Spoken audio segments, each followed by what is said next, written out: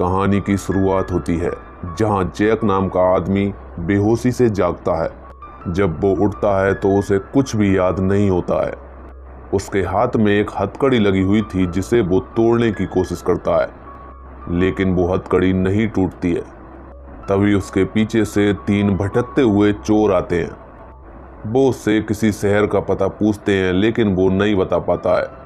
उन तीनों में से एक चोर जैक की हालत को देखकर जैक को चोर बताता है और वो अपने साथियों से कहता है कि क्यों ना इस आदमी को बंदी बना लिया जाए और पुलिस को देकर कोई मोटा इनाम प्राप्त कर लिया जाए। तीनों चोर उसे बंदी बनाने की कोशिश करते हैं और विफल हो जाते हैं, क्योंकि जैक उन तीनों चोरों को कुछ ही मिनटों में मार देता है और वहां से उनका घोड़ा लेकर एक गांव की तरफ निकलता है। गांव में पहुंचकर वो एक घर में जाता है और अपने शरीर की सफाई करने लगता है, लेकिन तभी एक पादरी गन लेकर उसके पीछे आ जाता है और जैक को उसके आगे सरेंडर करना पड़ता है। पादरी जैक से पूछता है कि तुम कौन हो और कहां से आए हो, लेकिन जैक का जवाब एक ही होता है कि उसे कुछ नहीं पता कि उसका नाम क्या है और वो कहां से आया है। पादरी जैक के पेट पर गोली लगी हुई देखता है। पादरी जैक के घाव को ठीक करता है और उन दोनों में बोलचाल हो जाती है। अगले दिन को एक शराबी होता है और वो इधर उधर फायरिंग कर रहा होता है। सभी गांव के लोग उस लड़के से डर रहे होते हैं, क्योंकि वो एक बड़े बाप की औलाद थी। तभी जैक वहां आता है और वो उस नशेड़ी लड़के को काबू में करता है, लेकिन अचानक से उस लड़के के हाथ से गोली चल जाती है और वो गोली एक पुलिस वाले के कंधे में जाकर लगती है। तभी शेरिफ को देखते हैं, जो कि वहां का पुलिस ऑफिसर होता है। वो उस लड़के को पकड़कर ले जाता है और जेल में डाल देता है और वहां पे एक कागज देखता है जिसमें जैक की फोटो छपी थी और उस तस्वीर से साबित होता है कि जैक एक भागा हुआ मुजरिम है। तभी जैक वाइन पीने के लिए वाइन शॉप पर जाता है। वहां आकर उससे एक लड़की मुलाकात करती है, लेकिन वो उस लड़की से बात करने से इनकार कर देता है। तभी पुलिस ऑफिसर शेरिफ अपने लोगों को लेकर जैक को गिरफ्तार करने के लिए आ जाता है, लेकिन जैक उन सभी पुलिस वालों को हरा देता है और वहां से भागने की कोशिश करता है। लेकिन भागते समय वो अजनबी लड़की जैक के सिर में मारती है और उसे बेहोश कर देती है और गिरफ्तार करवाने में वो पुलिस वालों की मदद करती है। तभी हम कर्नल को देखते हैं, जो कि उस शराबी लड़के का पिता होता है। वो जंगल में एक आदमी को सजा दे रहा होता है, क्योंकि उसने उसकी गायों को मार दिया होता है। बाद में पर्सी को पता लगता है कि उसके बेटे को पुलिस ने गिरफ्तार कर लिया है और अपने बेटे को छुड़ाने के लिए वो अपने आदमियों के साथ गांव में पहुंच जाता है। गांव में पहुंचने के बाद वो शेरिफ से अपने बेटे को छोड़ने के लिए कहता है, लेकिन जब वो ये देखता है कि उसके बेटे के साथ जैक भी कैद में है, तो वो उन दोनों को छुड़ाने की मांग करता है, क्योंकि जैक ने कर्नल का सोना चुरा लिया था। इसी गतिविधि के दौरान वहां पर कुछ अज्ञात यान आते हैं और उनके गांव पर हमला करना शुरू कर देते हैं। वो भाग रहे सभी लोगों के ऊपर नुकीले और कांटेदार फीतों को फेंकते हैं और उन्हें उसमें फंसाकर ऊपर की ओर खींच रहे होते हैं। इस दौरान वे पर्सी और शेरिफ को भी खींच कर ले जाते हैं। तभी जैक अपनी बेड़ी को खोलने की कोशिश करता है तो देखता है कि उसकी बेड़ी एक हथियार में बदल जाती है। वहां से निकलने के बाद जैक एक यान को गोली मारता है और एक ही गोली में जैक यान को नीचे गिरा देता है, जिससे ये हमला समाप्त हो जाता है और वे लोग यान के पास आकर उसे चेक करने लगते हैं। इसी दौरान जैक को एक घर से आवाजें सुनाई देती हैं और पता चलता है कि घर के अंदर एक राक्षस होता है, लेकिन उनके देखने से पहले ही वो वहां से भाग जाता है। ये देखकर कर्नल और जिस लड़की का नाम एला है, वे सभी मिलकर उस आदिमानव को ढूंढने का प्लान बनाते हैं, जो गिरे हुए यान से जंगल की ओर भाग गया था। जाते समय जैक उस लड़की एला को पकड़ लेता है और उससे पूछता है कि वो उसका पीछा आखिर क्यों कर रही है। लड़की जैक से कहती है कि उसे तुम्हारी बहुत ज्यादा जरूरत है। इसी दौरान सभी गांव के लोग उस राक्षस को ढूंढने के लिए अपने अपने घोड़ों पर निकल जाते हैं। जाते समय जैक को एक टूटा हुआ घर दिखाई देता है।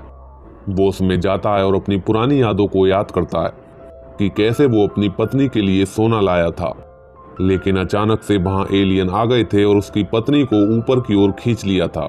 अपनी याददाश्त को वापस पाकर जैक दोबारा से गांव के लोगों के साथ शामिल हो जाता है। रात के दौरान वे एक जहाज के पास पहुंचते हैं, जो कि उल्टा पड़ा हुआ था। रात को सभी लोग उसी में रुकने का प्लान बनाते हैं। रात के समय में वही राक्षस उस नाव में आ जाता है जिसका कि वे लोग पीछा कर रहे होते हैं। वहां आकर राक्षस उनके कई लोगों को मार देता है। बाद में वो राक्षस उसी बच्चे पर हमला करता है जिसका नाम एमेट होता है। तभी उस बच्चे को बचाने के लिए पादरी वहां पर पहुंच जाता है और उस बच्चे को बचाने के लिए वो अपनी जान कुर्बान कर देता है। तभी जैक वहां पहुंचता है और उस जानवर पर फायरिंग करता है। फायरिंग होते ही वो जानवर वहां से भाग जाता है। अगली सुबह को पता चलता है कि दल का बहुत सारा हिस्सा खत्म हो चुका है और बाकी लोग पता लगाने के लिए आगे बढ़ते हैं। तभी रास्ते में उन्हें कुछ चोर मिलते हैं जो कि जैक को पहचान लेते हैं, क्योंकि जैक ने अपनी पुरानी गैंग के सोने को चुरा लिया था।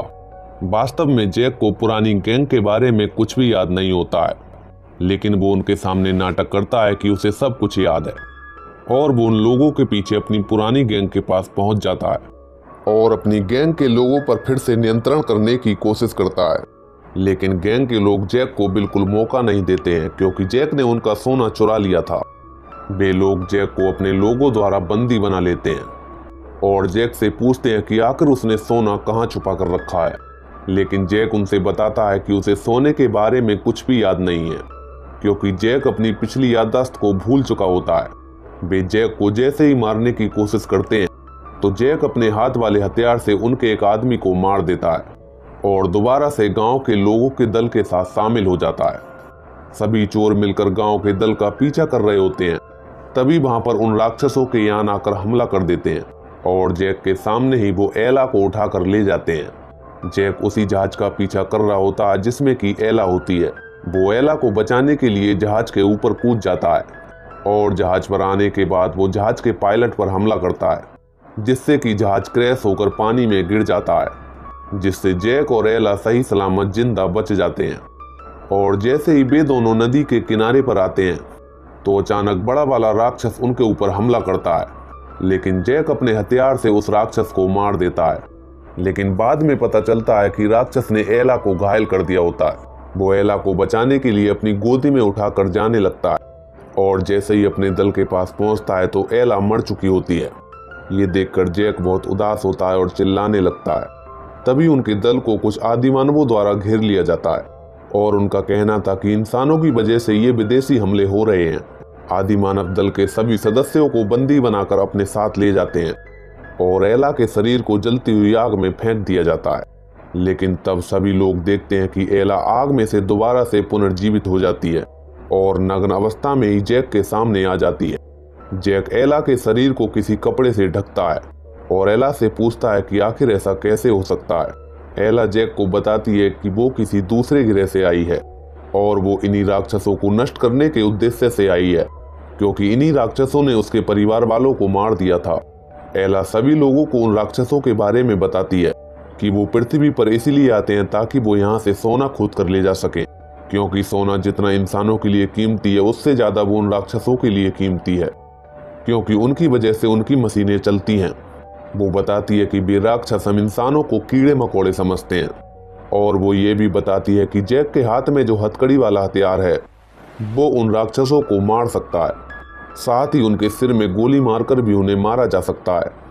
एला दावा करती है कि जैक ही एक ऐसा व्यक्ति है जिसको उन राक्षसों के ठिकाने की जगह पता है, लेकिन जैक उन्हें बताता है कि उसे पिछला कुछ भी याद नहीं है।